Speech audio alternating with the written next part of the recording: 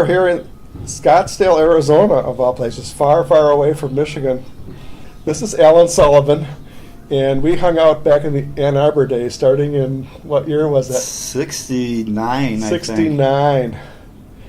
And Alan and his group pull into Broadway, this house on Broadway. Do you remember the address? Not at all. 1418. Yeah, I wouldn't even remember Broadway. Dale That's awesome. Dale and Linda Hartka were living there, and they pull it in this big red school bus. In our connection, we're living in the school bus. We came from Oregon because we heard that there was a direct disciple of Yogananda's in Michigan still teaching. So we came from Oregon to study under Yogacharya. That was our purpose. Well, let me back up a little Sure. bit. How did you first hear about Yogacharya? What's yours? I kind of know what I heard, but I was wondering what your version is. Well, yeah. My whole life's been a spiritual journey because God touched me in a way that I had no choice. He kind of ruined me for the world.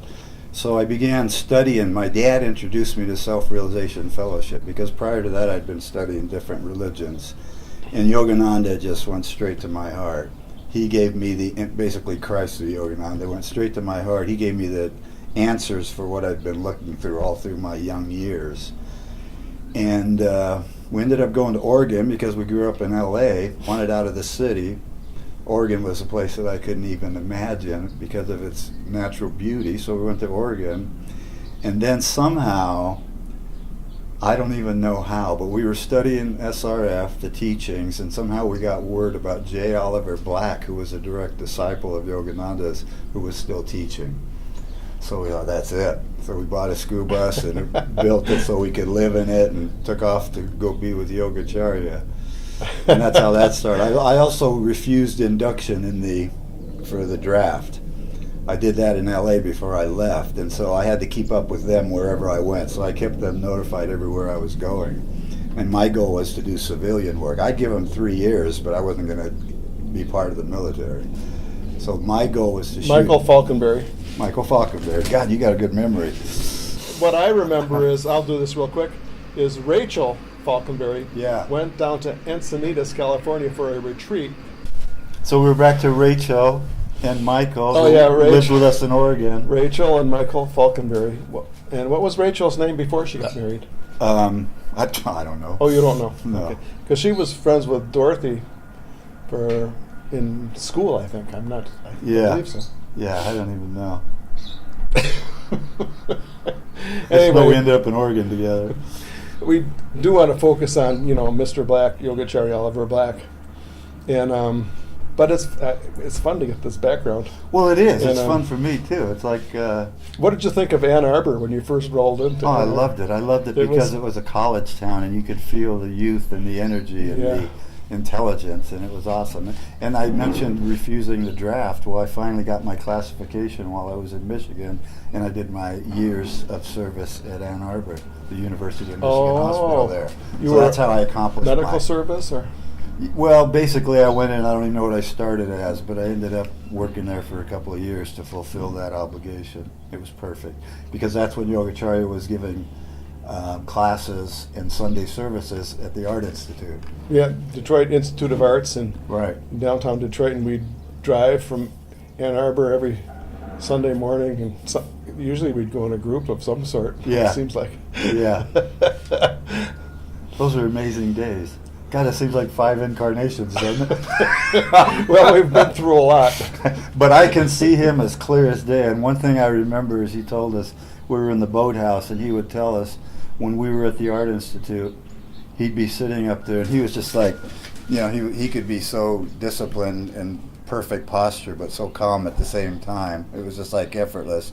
And he told us how Yogananda and Sri Yukteswar would be sitting beside him. Sometimes Christ would be sitting beside him on the stage. And it was amazing, because he was giving Kriya then too. Yeah. So he would, he takes us to a whole nother place. Had you already taken the lessons before that? I had begun the lessons. I was doing crazy stuff in my life. In Oregon, you started? I started in California. Oh, in California. And I was doing crazy stuff in my search for some sort of higher consciousness. Some of us were, yeah. Yeah. And as a result, my dad was very concerned. And so he goes, try this guy. And so God bless him, because that was God in action. Now, in what way did he say? Did he give you a book? Or Well, the reason what happened is is I was taking LSD every Sunday as a sacrament. We'd get our LSD from Timothy Leary, and then Friday night we'd meditate all day Friday, and then Saturday we'd fast, and then by Sunday sunrise we'd be either at San Gabriel Mountains in the woods or in the river or at Palm Springs. Our three favorite spots were San Gabriel Mountains, Palm Springs, and Mount Palomar. They're all just incredibly beautiful natural spots, and we could go there. There'd be maybe a dozen of us, and we could go there and just lay in complete silence without being interrupted wherever we were for like 12 hours. Well, I'd share that with my dad because that was our relationship. I'd share our experiences, but at that time he was hearing about people taking LSD, jumping out of windows and stuff. So he was scared to death. Yeah. So he said, "Look, I appreciate you being honest with me, but I'm scared for you. Look at this. Take a serious look at this." And he gave me Autobiography of a Yogi. Oh, okay. That did it. I started reading autobiography. It started fulfilling me with all sorts of answers and excitement. And I never took LSD again. Never did anything toward that. Toward sort of artificial altering consciousness. And so that was it. So then we took out to Oregon with Mike and Rachel. Rachel went to a retreat, heard about J Oliver. We bought a school bus, fixed it up, headed cross country to meet Mr. Oliver. Now, did you buy the school bus after you heard about him? Or yeah. Really? It was for that purpose. I hope I can find a picture of the school bus to put on this video. Do you have any pictures of it? No. Oh. And so that was it. That was the beginning with Yogacharya. So the same way and it was all Christ through Yogananda through Yogacharya, because the same way Yogananda grabbed me, then Yogacharya grabbed me. And it was just like, it was so humbling and such a obvious honor, because they made God and Christ just common sense. I mean, you remember Yogacharya. Sure. He was just the funniest. I mean, he could socialize with anyone, but you could never reach his height of consciousness. I mean, when we'd meditate together, you always knew he was watching over you and sort of drawing you a little higher. And so he's, and this is kind of interesting, so I'm just going to throw this in. It's interesting being with this guy right now, too, because this is total spontaneous thing happening, and he has a special place in my heart, too, because he became dad for my two kids, so I'm forever grateful for this guy, too. And so this is pretty heavy stuff, and it's wonderful to be able to go back in that time.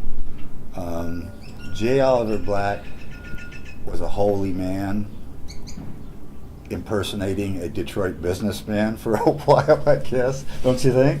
I mean, like, he was president of Studebaker for a while, right?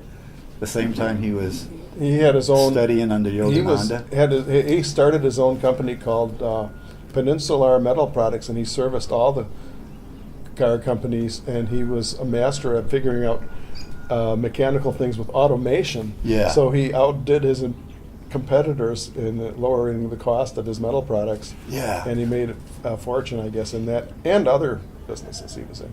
And through our life, whenever we think about a balanced human being, I've never met anybody like him. J. Oliver Black had the heart of had a heart of like a Mother Teresa, the intelligence of like I don't know about Einstein, but a very, very high intelligence, and a soul of Yogananda. And it was just like, he was an incredible human being. Now, had you met any of the other SRF monks, gone to any of the other temples besides? I don't know. Before that? I think we did Lake Shrine because that was so impressive to us. Mm-hmm. We went to a couple services at Lake Shrine, and of course we hit Mother Center. That was before you came to Michigan. Before we came to Michigan, Right. Because when you read about it in autobiography, it was like, you had to see it. You had to see Mount Washington. Yeah. So, when you met, when was the first time you actually met Oliver Black? What, was it at a Sunday service? Sunday service after the service? At a Detroit. We got settled in a little bit.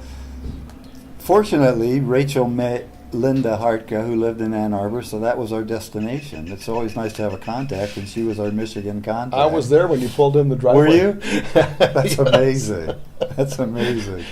Somebody said, "Hey, there's a big red school bus pulling into your driveway, Linda." What? That's awesome. She probably never thought we'd come. But that was amazing for us. That was a pilgrimage. And so at some point, wherever we arrived, whenever that was, I guarantee you it was the following Sunday we went to Detroit. And that's when we met him for the first time. And I don't even remember the intimate conversations that he and I had. I remember mostly up at Song of the Morning. Right, and then when was your? Because that's when we got close. I mean, at one point in Detroit, he asked me to go live up there. He asked Dorothy and I if we wanted to live at the retreat, and so we did. That was probably our first, because we do dinner together, right? Wouldn't we do lunches sometimes after the Detroit services? Yeah, He would have a few gather people after the service. Yeah, and he'd do that. And so at one point, as we were getting closer, I mean, I remember being introduced, but I always remember this big gap. And it seemed like there was a gap for probably months where we didn't really, I didn't get a one-on-one with him for a while. But then it started getting more and more. And then it evolved to the point where he asked us to go live up there. And I was like, well, that was the first staff. Yeah. They call that they have cycles of the different staffs up there, and they consider you guys to be on the first staff, which included you and Dorothy, and who else was? Wasn't Linda and Dale up there too? Didn't they move up there, or no? I don't think they were on the staff Yeah. exactly, but there was, I don't know. We were living on the property, and I there don't was even Roland remember. and who else? I don't Sandra? remember.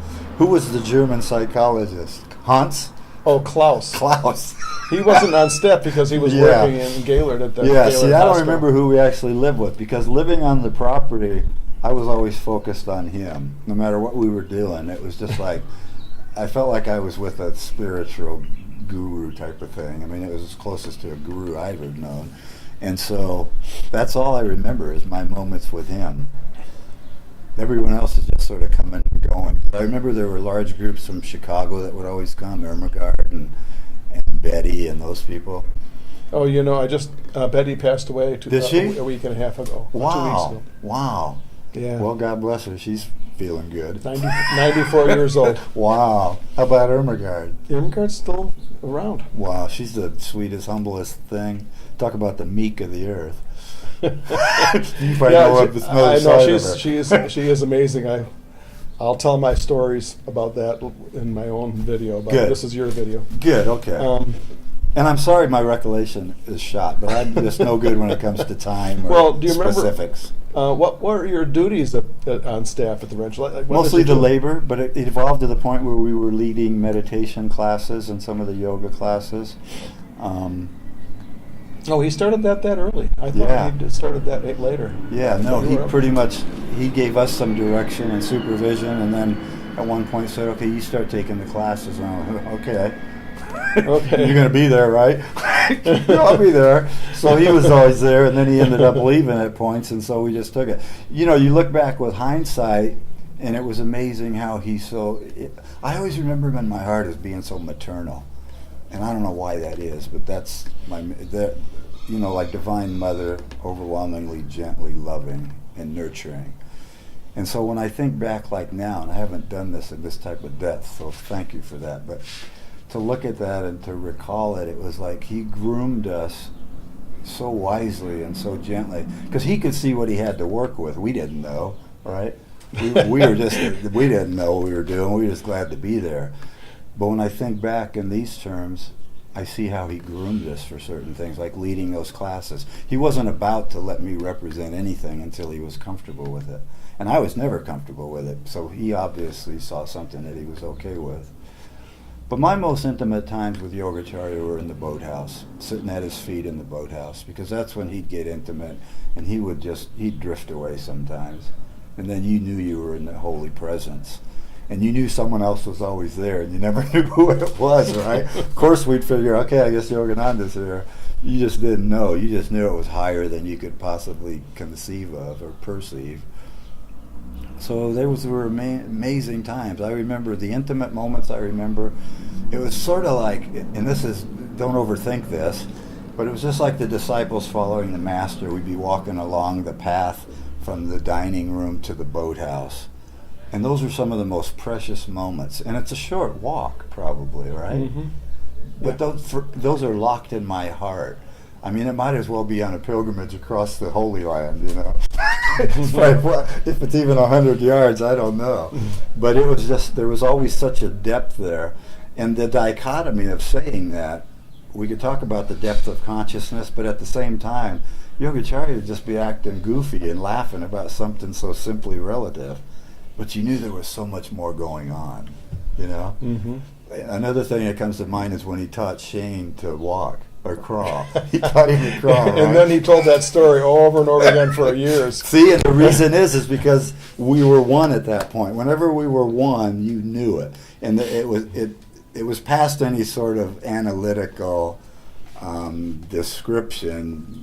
Well, tell the story. Well, I don't even remember it specifically. I just remember him being on the floor with Shane, and he said something like, well, let's get him to crawl. And I said, well, you get him to crawl. And so all of a sudden, he just got down there on the floor with him. And I can't remember the specifics. I just remember he pushed Shane. Okay. Shane started going The story I heard was Shane would, which I guarantee is more accurate. Would use his hands, and he wasn't using his legs at all.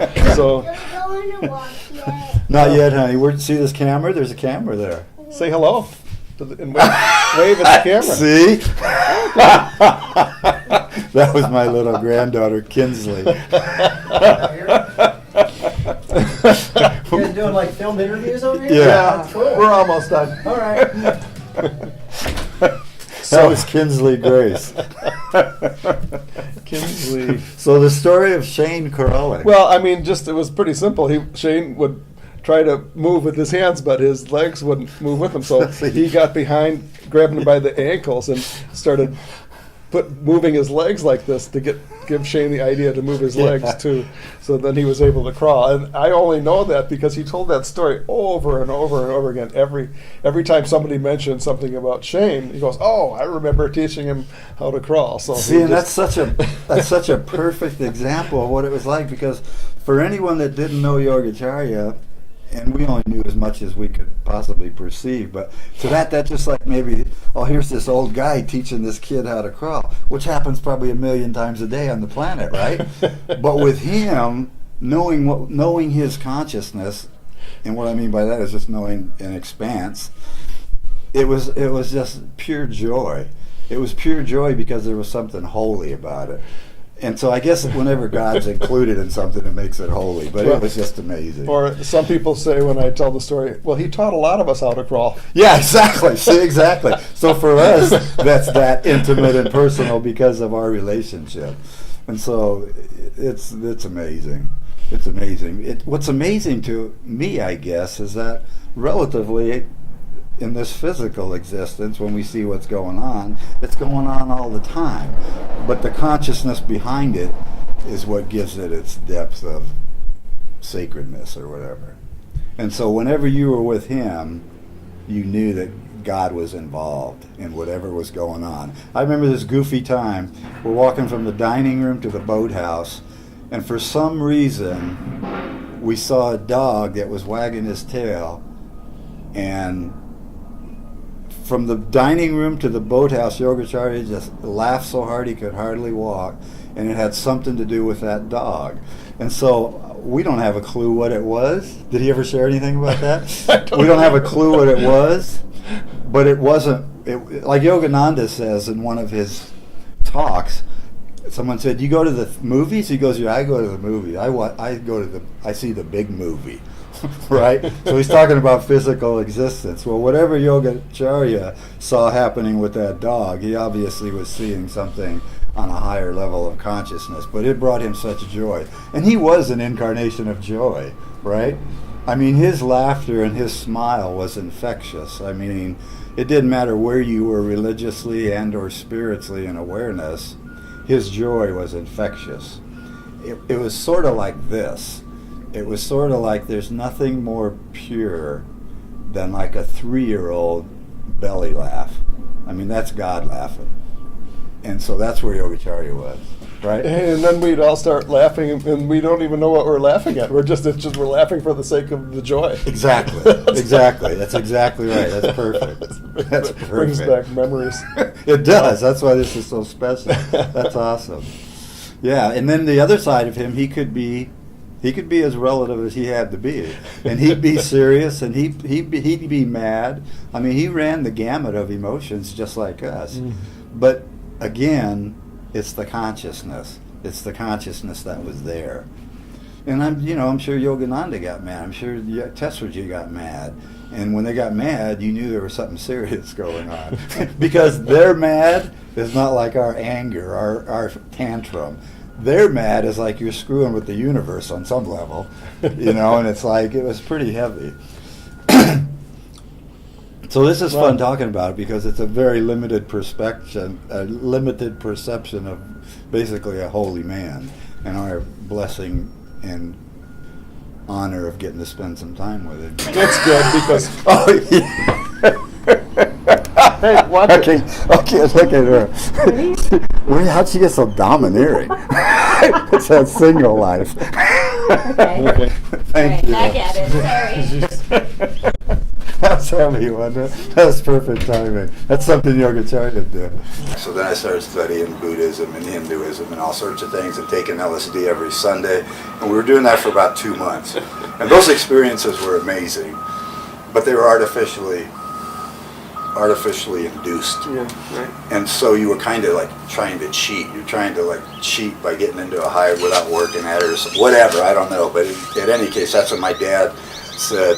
You need to study this, man. And so I did. He gave me autobiography, and that changed my life. So that was it. Then we went to Oregon. And then you Rachel met and Yogacharya. Michael. Then we went to Detroit. We met Yogacharya. And so, he's been the greatest blessing in my life. I'll never forget him, obviously. I mean, he was here with me before I was here, and I know he watches over me. And for those that are watching this that are aware that we're souls and not bodies, you know what we're talking about. Well, all right. I think I have enough. I think I have enough for 2 separate videos. One of your personal spiritual journey and your stories of Yogacharya. Just before we go, is there any interaction with Yogacharya? One more you can think of? Just to throw in there. It's so intimate. It's almost like certain experiences. You don't even want to put them into words because they're so intimate and personal. And with Yogacharya, we have those. And again, it's the simple relativities, but it's not the relativities. It's the consciousness that's going on. It's sort of like when Christ was walking around, the government hated him, right? He was just this whacked out rebel rouser, right? They didn't see what he was. Well, people, I guarantee you, that knew Yogacharya on a business level, some of them absolutely had no idea that this was a holy man, and he was and is a holy man. And it was an honor to spend time with him. Some of our moments, I mean, when I think of him, it's the boathouse, it's our walks together, it's obviously our meditations together. Turkey dinner was always a big deal with him. He loved that. I mean, that was special. He made it really special. It's a humbling honor to be able to even say that I knew him. And so for Steve to do this spontaneously, I'm grateful, because it takes me to a place in my heart that I don't always go to this deep, and it's a joyous place. So thank you. All right. Thanks, Alan. Thank you. Thank you. Thank you.